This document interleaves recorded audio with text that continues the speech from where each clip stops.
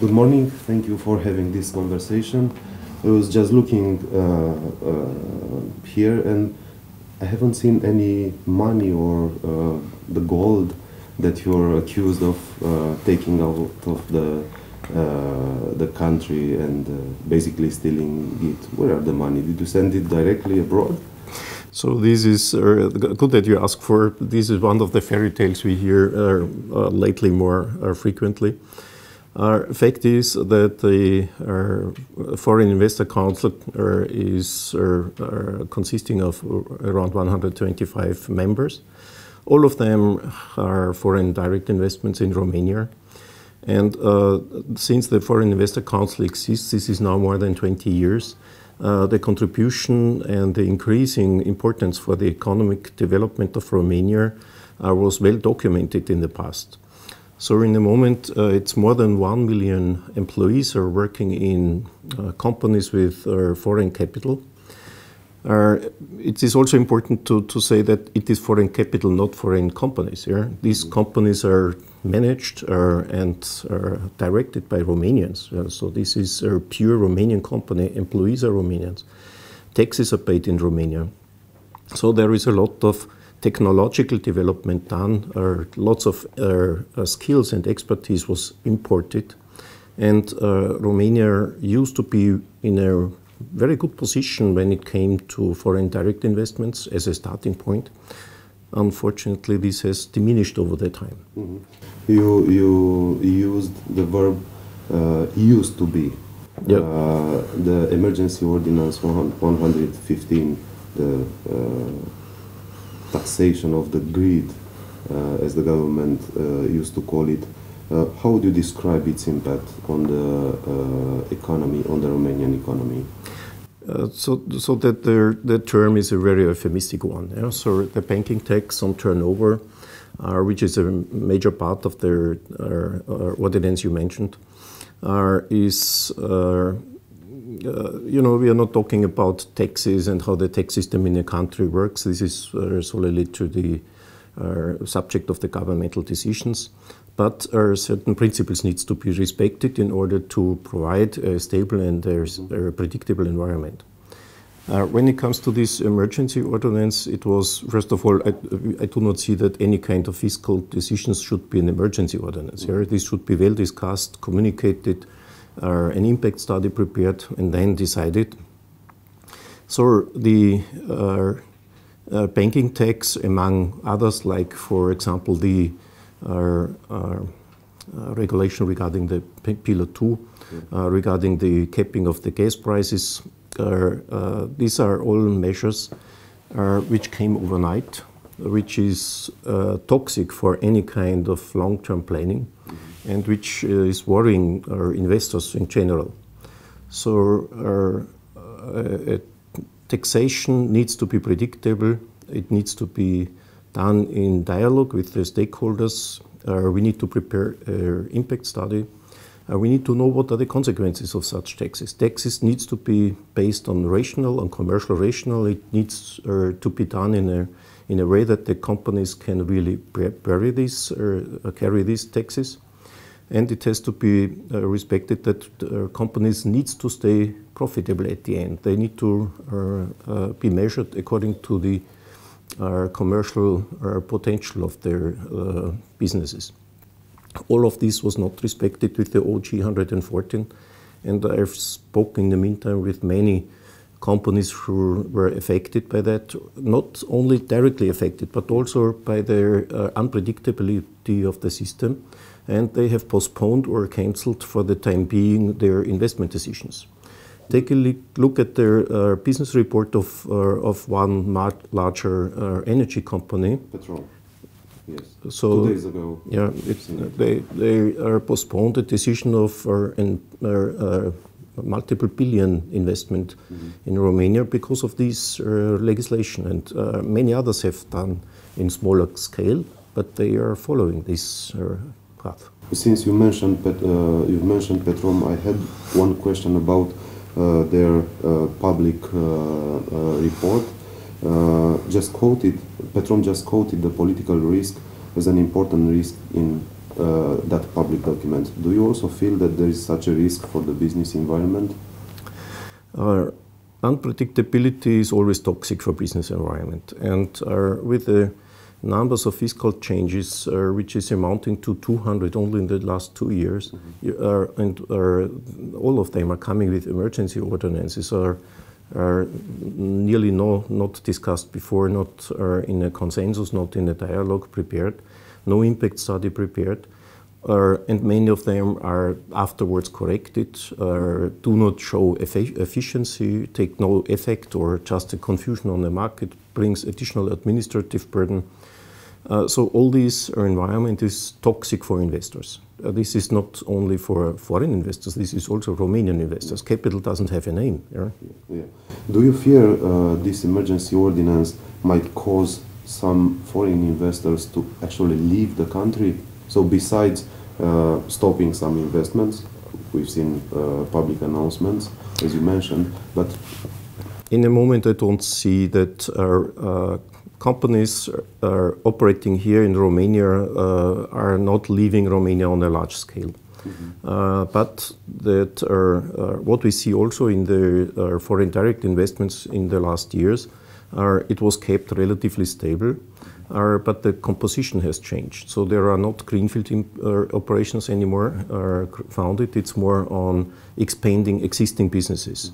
So people who know the market are still trusting to a certain extent, have maybe postponed the one or the other decision for investment. But greenfield, we are in a fierce competition with other countries. So, and we see that potential investors are deciding now in favor of other countries than for Romania, which is a pity because we used to be in a very strong competitive position in the past. We've talked about the impact of this emergency ordinance and other fiscal policies on the business environment. How come this business environment had displayed lately such a unity, a thing that we haven't seen in the last years? I think that it is unifying if you have a common problem. And so many businesses are affected by not only by this emergency, but of the series of emergency ordinances which are destabilizing their trusting to their predictable development of the economy. To find common grounds on this topic was unifying the different associations and the main chambers of commerce. So there is a variety of different types of associations and communities and also acting together. Romanian businessmen and foreign investors. So the largest voice in this area is the CDR, the Coaliția Dezvoltare România, where different organizations are having a common platform. Actually, it was founded in order to have a common voice, one voice, to have a dialogue with the government and with the governmental institutions. And the quality and the content of the dialogue was deteriorating over the last 2 years. And it is really from our side always an open door for dialogue and with all the experts we provide for dealing with problems and different measures which could help in order to solve and settle things. This is more or less ignored. It's really pity because there is a value which is available for free and it's not used. Did you held talks with the government in the last month in January since the ordinance entered into force? So there were no formal talks. There were no formal talks. We had a couple of our publications. We gave statements, we gave letters in order to express that we have serious concerns about the impact of such regulation. But we try constantly to stay in touch through the platform of the CDR, and we do hope that it will come to a certain exchange of opinions at least, and that the impact this particular OG will create could be avoided. You know? The negative consequences of it could be avoided. Prime Minister Viorica Dăncilă just announced yesterday evening in an interview that this emergency ordinance might be changed in the near future. Do you have any idea what changes the government wants to make? So we have no clear indication. We gave our statement from the CTR. Which of those parts of their emergency ordinance are most concerning. We do hope that this will be taken into account when the government is considering a change in the OOG. But we have no indication whatsoever what exactly that could be. And when could be and when, done. Yeah. Do you feel that the business community still has a partnership with the government? From our side, sure. Yeah. But partnership requires dialogue and discussion. We do not question whatsoever that the government has the last say, but it should be done on an educated way and in a decision knowing all the circumstances and the consequences. And we would be ready to provide input and to provide expertise from our members. There are really high-level experts working on various topics of the economic environment, and to listen to those experts would be a really good idea. How is the business community relationship with Mr. Darius Vulkov, which is one of the main promoters of those fiscal changes? Do you feel you're respected by him? We do not have really a dialogue here. So in the moment, as I said, Mr. Vulkov was appointed for a certain role in the government. So we have to accept that a person is in charge on behalf of the government. We have here also some turbulences in the past seen, triggered by public comments and we are not a political organization. We do not want to comment on political issues. We are strictly limiting ourselves to economic questions. So when it comes to economic questions, there is no real dialogue with the government, and if Mr. Vulkov is representing the government, then this includes also him. So we are receiving emergency ordinances. But even so, when we are talking about the 114, this is really one of the last examples. But this is a series of many of those decisions in the past 2 years, where the announcement of such wordings were done over the weekend, or some were hidden on the website. It's no transparency there. Yeah? So it gives us the impression that it is on purpose not discussed before it comes into force. But why this? I mean, how can you explain this kind of behavior? So we are still a little bit puzzled by this fact. Yeah? We have good arguments. Maybe this is not so welcome sometimes.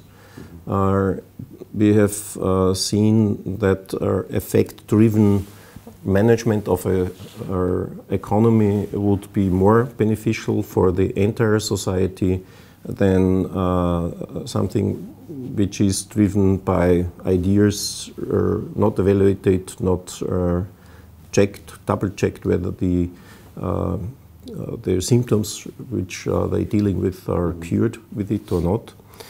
And in general, we see that the belief in simple solutions for complex topics is here the driver.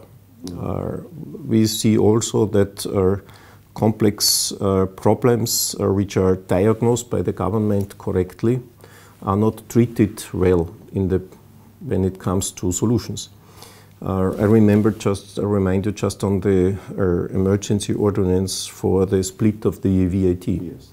So we have a clear symptom here. Romania is the least in the European Union of efficiently collecting VAT. Yes. So we collect a little bit above 60%. That's the latest figure which is available. And then somebody believes with the split of the VAT, this problem could be cured. So this was not the case. Yeah? So it created a lot of problems. It created a lot of administrative burdens. We have stated that, and we predicted that this will not solve the problem. And it happened. Yeah? And now we have to live with it.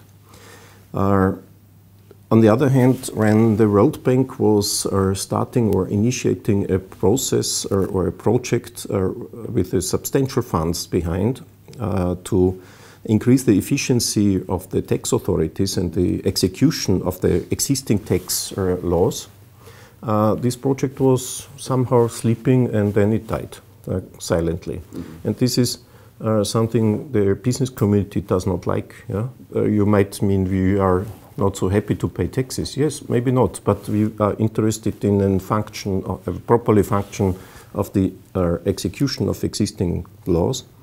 And this was a chance. Yeah? We lost an opportunity here. Yeah?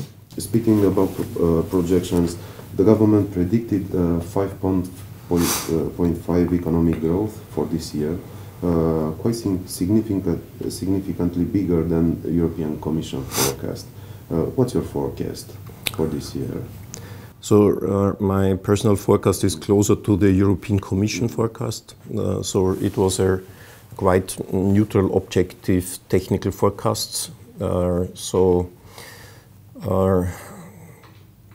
I believe that we will land rather there where the European Commission said these days, when they predicted the European economic forecast for 2019 and 2020.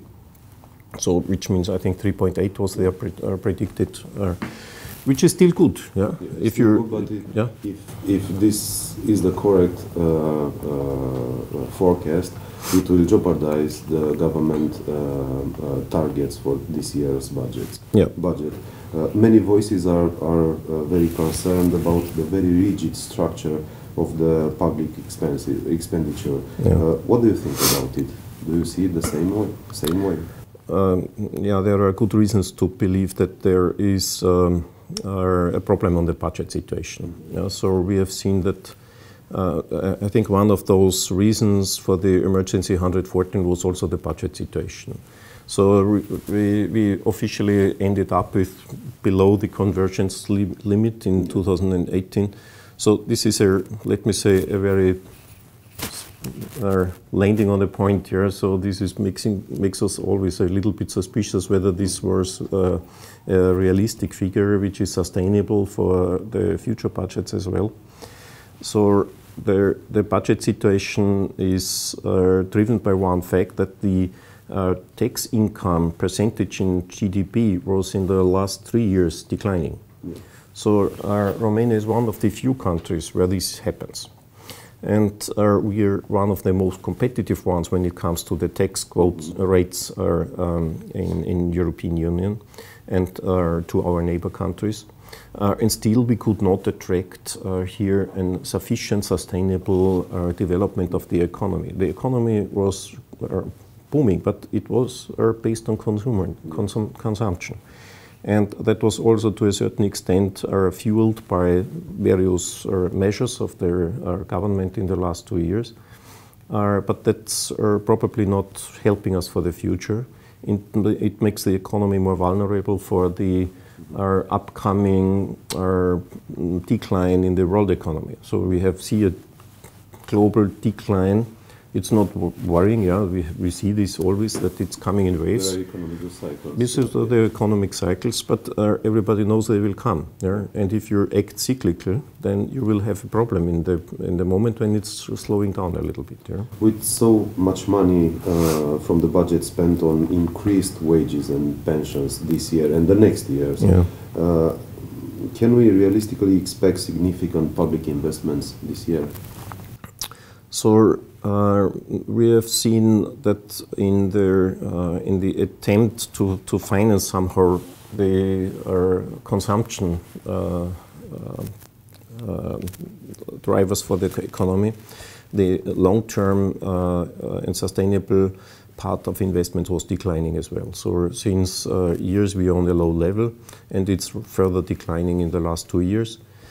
So I believe that if we do not think now about the next 10 to 20 years in the development, then this will cause a lot of problems in the future. So a consumption-driven economy is not sustainable. We have in our project Urma analyzed the effect of investments in infrastructure.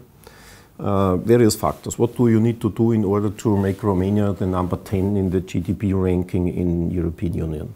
So, and it is achievable, but you need to have a sustainable growth rate over the years. You need to remove everything what is against this target.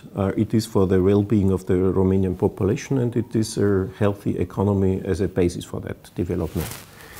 So if we would today invest significantly into infrastructure, the productivity would jump. Yeah. It would be the most efficient and fastest effect for the economy. It does not come overnight, but it comes in 2 to 3 years. And the second most important is to take care of education. So this comes in 15 to 20 years. We have a study where the pupils with 15 years, we have a high percentage of a functional illiteracy. So this is a problem, yeah, because this is a problem for the economy. Exactly. It's a problem for themselves, for yes. those people themselves, but also for the whole economy. I think first on the people with bad chances for their lives. So this is building the pure part of the population of the future. So if we do not invest in education, Romania will not manage to change from a cheap workbench from the past into a skillful experience in development economy in the future. Which adds value to every investment. Yes. Yeah. It's about productivity, it's about GDP per capita. We are again one of the last in the queue, so we need to increase the value per capita in Romania. And this is only possible if you are not competitive on offering cheap labor force. So a wealthy middle class in Romania is a must for the future. And this comes with education, and this comes short-term with investment in infrastructure. Infrastructure is everything. Yeah? This is from highway to schools and medical facilities and healthcare system. This is all infrastructure. And IT systems, of course, yeah, yeah. Coming back to the budget, the government seems to have problems in closing the budget, as the mayors told publicly 2 days ago after the meeting with the government officials. Do we expect new taxes or the increase of some taxes already in place for this year? There were rumors about this. So if you have a budget problem, you need to find a solution. Yeah. Yeah? So raise taxes and put some new, or to decrease the cost. Yeah. So I believe there is a mixture needed. Yeah. I'm not promoting higher taxes because it would have been not necessary to bring us into a problematic budgetary situation. Mm-hmm. But there are good costs and there are bad costs, and we need to save on the bad cost side, which do not bring a value, and we need to increase our cost for investments and for future sustainability and development of Romania. So somewhere you need to take the funds. Mm-hmm. There are different sources of that. So, for example, for the infrastructure investment in the current budgeting period of the European Union, there were 6 billion euros available, and at my latest information, maybe it's around 11% we have used of these budgets. Yeah. This is not. We do not have a problem of funds for investment. We have a problem of executing those projects. Here we need to work on. We need to increase utilizing the available funds, are invested wisely, strengthen the capability to run projects efficiently and successfully, and then we will see whether there is enough room in the budgets to finance everything, or is there a need in order to increase the income. Again, here I would rather go for efficiency of tax collection systems. I would recommend to run the World Bank project finally, because it's all about the quality of execution at the end. Yeah? So the VAT gap is 39% is not collected from the due taxes. So this is the highest rate in Europe, by far the highest rate. Whole Europe has a problem with that, but Romania has a bit more of that. So problem. If we would just come to the European average, this would bring us a lot of additional revenues. But also speaking about collecting taxes, there's an ongoing discussion at the European level about the behavior of the multinational companies, be them with American capital or European capital. There are concerns all over Europe about them avoiding taxation or having an aggressive fiscal planning. Do you think those concerns are having a real basis both here in Romania and abroad in Europe? I think that the tax laws have to be applied for everybody in the same way. And when you take a look at the composition of the Romanian economy, there are little numbers of those multinationals. Most of them are mid-sized, small and medium-sized enterprises active in various countries in the European Union. These are not the typical multinational we have in mind when we talk about tax avoidance. These are companies who have a tax haven somewhere in the world, and they are concentrating their income and their profit tax there. So this is not fair. If they generate a value in a certain tax environment, they have to pay the taxes of this environment. And the tax legislation has to take care that this happens. So I'm for equal rights in the taxation and the fiscal policy. So I'm sure that there are gaps, and this has to be closed, because I see that our members here are not such type of multinationals. They are companies in a mid-size, and they are paying taxes. The majority of the taxes and the reliability of taxes paid in Romania are coming from those members. They have a corporate standards, they have a corporate governance. None of them would dare to avoid tax payments on illegal ways. This is a no-go. But they were explicitly accused by Mr. Vâlcov, Mr. Dragă, and other government officials that they are taking money out of the country and taking them abroad by avoiding the taxation here. Yeah. So particularly in the European Union, and companies acting in the European Union with headquarters in European Union have very limited chances to practice this kind of tax avoidance.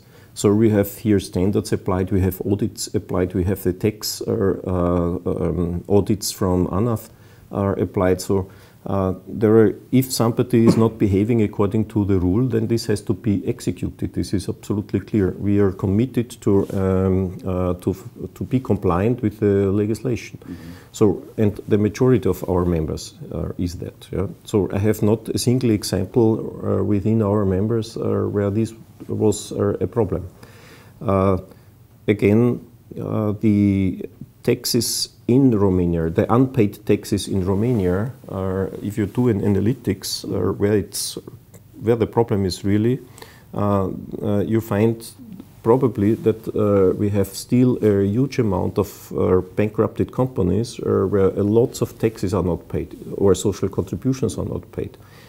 So if you deduct all of these things and look who is a reliable taxpayer in Romania, then you will find out that the foreign companies are among them. Yeah. Which would be the acceptable fiscal measures to fight against the evasion and aggressive fiscal planning when it comes to foreign investors? So foreign investors are by law equal to Romanian investors. There is no difference. So there is no discrimination, neither positive nor negative discrimination allowed according to the current legal situation. So what we see sometimes is that investments are attracted by local communities because they want to offer them a support to attract an investment in their community. So, but this is valid for foreigners and for local investors as well. So, as I said, capital doesn't have a nation elite behind. The investments should be promoted in Romania. We need it for the future development. We need to create values. We need to increase the income per citizen. We need to increase the GDP per capita in order to grow to the level of the European average. And it is mandatory to look at that in a way that it's executed well and not finding cures for symptoms. We need to eliminate the root cause. And as long as we are not collecting nearly 40% of the VAT taxes, we cannot talk about somebody's evading taxes. Yeah? This is just not executed. Yeah. Do you fear that the fiscal authorities are starting to hunt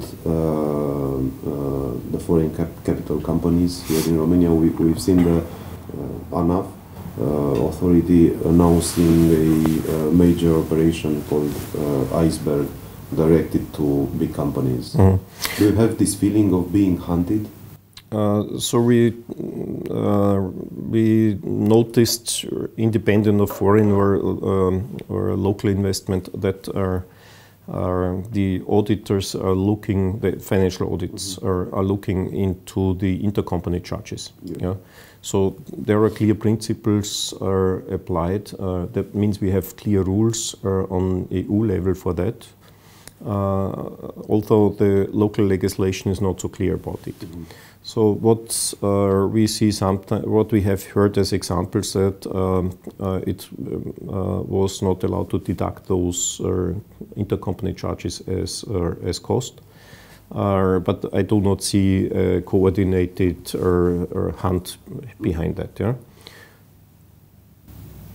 No matter what the behavior of the fiscal authority, we've seen a growing anti-foreign capital speech here in Romania. We've seen it started in early 2017 after the big protests caused by the infamous Emergency Ordinance 13.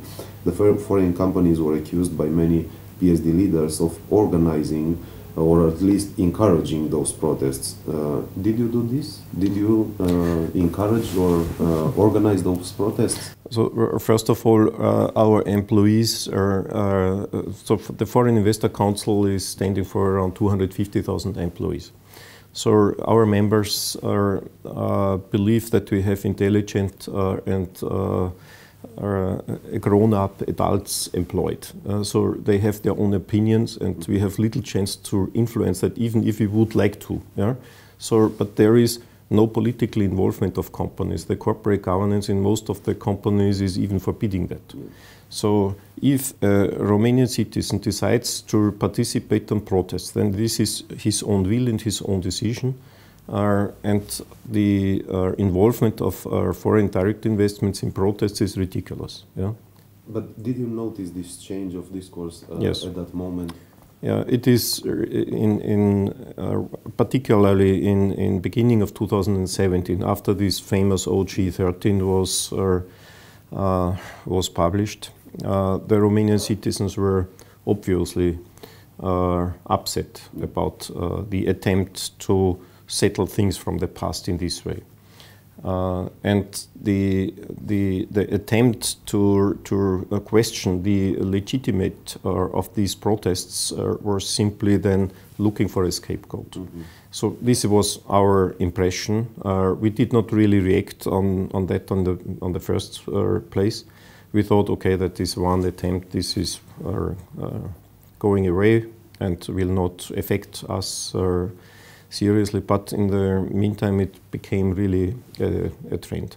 It became mainstream yes. speech, this anti-foreign capital. Yeah. What harm could do it to the Romanian business environment and broadly Romania? I think this kind of discourse. This blaming game is lacking any kind of facts behind. So this is not based on hard facts and proofs. And there are no. This is an opportunistic game, looking for scapegoats for a failing management. And here we do have, for sure, the task to come back with fact checks, that we are informed about the role of foreigners, foreign direct investments in Romania. We have a lot of content provided, and we are starting also to communicate now publicly and allow each and any citizen in Romania to make his own judgment upon that. But do you feel that this kind of speech against the foreigners in the end is dangerous for a country, for the people in this country? So what I personally appreciate very much the peaceful mind of Romanians. Also the protests, what I have seen, there were families, there were kids. This was a peaceful protest. This is the legitimate right of any citizen. And I'm not so worried about dividing a country. I'm more worried about the economic damage it does. So when somebody from a company is looking for an investment opportunity and is looking for a position or an investment in a nation, in a country, that is a thorough research going before. And one of those topics is legal stability, climate, among others. And if the legal environment is becoming more and more unpredictable, fiscal changes frequently happen overnight, then the investment decision is either postponed or it is done in a different environment. And we see that more frequently that investment decisions are taken in favor of the neighbor countries, for example. So in this respect, when it comes to economic climate and impact on, it is for sure a problem for investment decisions. Did you see this anti-foreign capital speech also in other countries in the region or broader in Europe, or do you think it's only a Romanian trend? I think we see in various countries a similar trend. It is proven that it does not help really for the economy. And it is indeed a more opportunistic approach than based on facts. And ideology does not help. You need to have a cool head and check the facts and take decisions based on research and on figures and not on ideological reasons. You spoke about Romania competing with the neighbors for attracting investments. Which are the main advantages of Romania when it comes to this matter?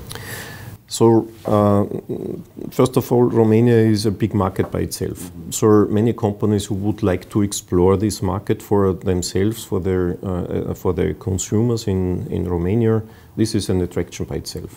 So it is simply a scaling effect here.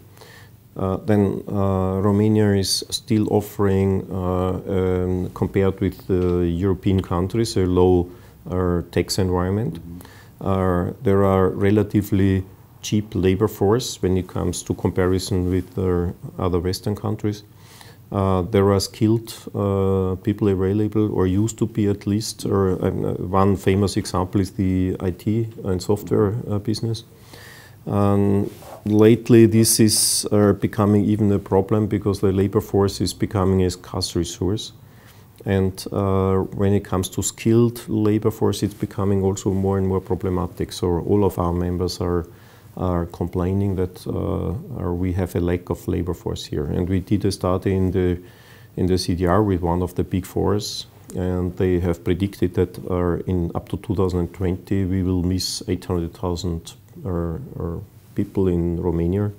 And at the same moment we lost last year approximately, there are no clear figures, but approximately estimated in this study 250,000 people leaving Romania. This immigration is a huge problem, the brain drain. You mentioned earlier in the interview the need for infrastructure in education, in the sanitary system.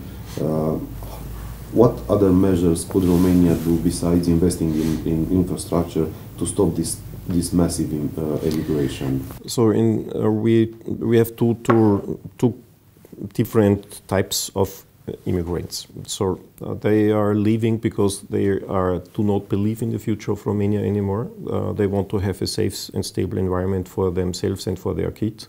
They want to have a social system, a healthcare, a highway, a political environment which is more favorable for them. And the others are the ones who are leaving temporarily, making money and sending it back home. We have, I think, 4 billion of euros income from this source. For those, this is a temporary, for the later one is a temporary situation. This is not damaging the country forever, so they are contributing even to a certain extent. For those who are leaving the country forever, do not believe anymore in their own future in this environment, this is a problematic one. These are usually the well-educated one. Romania has invested into this education, and then the benefit in their professional life is coming somewhere else. Many of them are entrepreneurs who are leaving their businesses for good. Yeah, and this is for sure a problem. In the same moment, we are losing on a demographic development, or Romania is shrinking by population. We have, on the other hand, simple things. When we talk about mortality of our babies, we are again at the end of the queue. So we are the highest when it comes to fatalities in traffic accidents. So if we would, this is all tragedy, human tragedy, but there is also economic impact. So we are losing population because we are not taking care of the existing ones. So we have a low birth rate in Romania. This is too low to maintain the status, and then we are bleeding for, on top of that, with the immigration. And we have a high accident rate. This is around 2,000 people die every year on our streets. Yeah? So if you put that in 10 years, this is 20,000 people. Yeah? And if you just look at what each and any person is generating of value in Romania, this is the economic damage it's done. So it would be not so difficult to work on that. No? And I think that Romania needs to have an attractive narrative for those who should remain here. And we have, for example, started also to think about keep Romanians in Romania with offering them attractive positions in the companies of our members. And this is, to a certain extent, effective. Not enough, but but it helps. Which are the three main threats or hurdles this year for the companies acting here in Romania? I think it is not changed. Yeah? It's predictability and sustainability in their economic framework.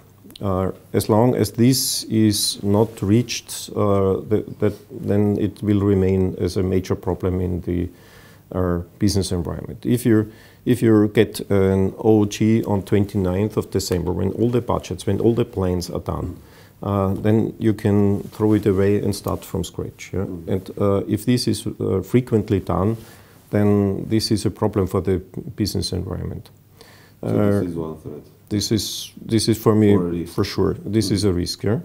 And we have also positive things. We are still in an environment where we believe, even with a reduced forecast from the EU Commission, we are still on, let me say, close to 4% GDP growth. Yeah? So that's good. Yeah? But the business environment is very concerned about the near future. Yeah? In the moment when a global decline of the economy is expected, then we will have maybe a hard landing in Romania. Yeah? Do you think that the 115 emergency ordinance is also affecting the independence of the central bank, because there are many talks about its impact on the operations of the central bank? So, speaking about the risks. Yeah. So when we talk about legal environment, then we talk also about independence of institutions, and this is not just the national bank. A national bank is one of the more important ones. Yeah? So there is a need, and it's a good reason why this national bank is, as an independent body, acting based on facts for their development, sustainable development of the economy. That's in the statutes even. Yeah? So any intervention there is destabilizing the trust of the economy, and insofar this is one of the most dangerous acts of a government, to intervene in the independence of authorities. And we believe that a head of such authority should be a neutral person, independent, acting on his expertise and the expertise of the authority. There should be no political agenda behind. And do you feel that there is an attack on the independence of the central bank? The latest discussions are started after the OG was published. Gives us some thoughts about that. Yeah. So I hope it's just a political dispute and not the real plan behind. But the independence of national bank is absolutely a must. Mm-hmm. The justice system and its independence is causing a real concern for the European Commission and foreign allies of Romania and for a large part of the population. Do you share the same concerns about its independence lately? So we have read the report about the Venice Commission and the CPM report. Yes, and the CPM report, and this gives, of course, lots of reasons to be concerned. Mm-hmm. So we take it serious what the Commission said to this topic, and we believe that we need to have a change in the policy here. It should follow the stabilization of the legal system as it was intended, as it was done for nearly 7-8 years. And now suddenly it was changing the course of action. That's for the entire economy negative development. Yeah? But what harm could cause to the business environment a justice system that is not independent?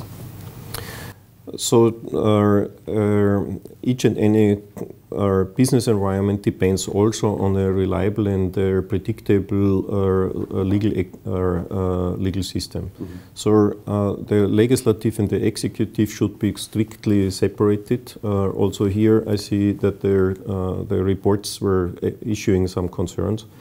The intervention in nominating prosecutors, so these are all things and details which worries the business economy, because if you're in the penal side of the criminal court, you see a change, you see permanently the fiscal or legal changes, you see regulatory changes, regulatory interventions, which seem to be not based on facts but on discretionary decisions. Then you cannot predict what happens tomorrow to my investment in Romania. Mm-hmm.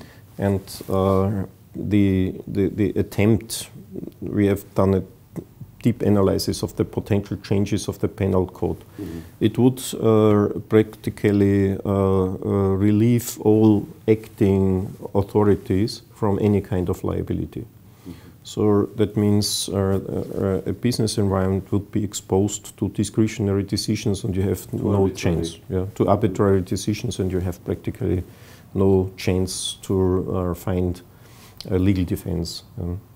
And this is, of course, for a company depending on a predictable legal environment, a toxic development. Mm-hmm. Thank you so much. These were my questions. If you want to add anything, if you have a message to give to our audience. Yeah, I personally, and our members, I express that we believe Romania is a great country. There are great people living there, a peaceful nation, and are a wonderful nature, unbelievable capital there. But we believe that it deserves really a good management and a good development for the future. And as far as the Foreign Investor Council is concerned, in the economic area, we would like to contribute to that as much as we can. Thank you so much.